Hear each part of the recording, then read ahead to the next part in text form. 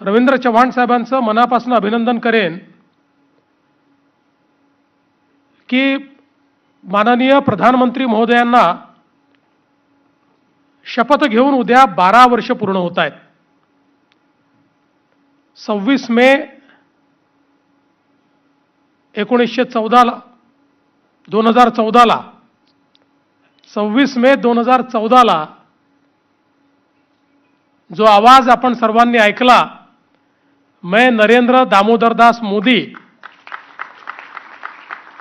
तो आवाज आजही आपल्या सर्वांच्या कानामध्ये निश्चितपणे त्या ठिकाणी गुंजतो आहे. आणि ही 12 वर्ष अक्षरशः थक्क करणारी अशा प्रकारची 12 वर्षे आहेत. एखाद्या देशाची शक्ती, एखाद्या देशाचा स्वाभिमान आणि आत्माभिमान कशा पद्धतीने जागृत करून एक मोठं परिवर्तन घडवलं जाऊ शकतं, हे गेल्या 12 वर्षामध्ये मोदीजींनी दाखवून दिलंय. जो देश एखाद्या याचकाच्या भूमिकेमध्ये, कधी एखाद्या बिचाऱ्या भूमिकेमध्ये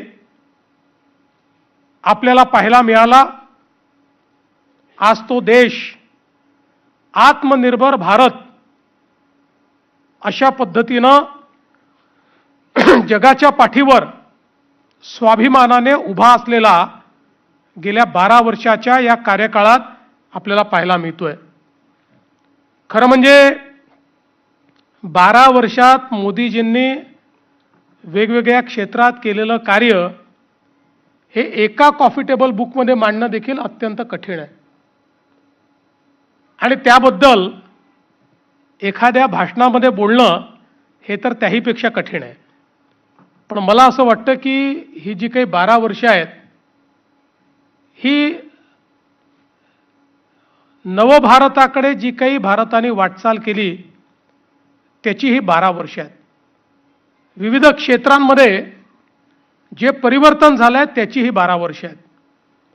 आणि या परिवर्तनामध्ये सगळ्यात महत्त्वाची वाटचाल जर आपण काही केली असेल तर या देशामध्ये मोदीजींच्या नेतृत्वात सामाजिक क्षेत्रामध्ये जे विविध कार्यक्रम झाले, मग त्यामध्ये गरिबाला घर देणं असो, गरिबाला शौचालय देणं असो, गरिबाला गॅस देणं असो, गरीब लक्षित, गरीब केंद्रित अशा प्रकारचा जो अजेंडा या ठिकाणी मोदीजींनी चालवला, त्या अजेंड्याला प्रतिसाद किंवा त्याचा परिणाम हा आपल्याला युनायटेड नेशन्सनी ज्यावेळी अहवाल प्रकाशित केला आणि या गोष्टीला मान्यता दिली की 10 वर्षामध्ये भारताने 25 कोटी लोकांना गरिबीपासून बाहेर काढलेलं आहे,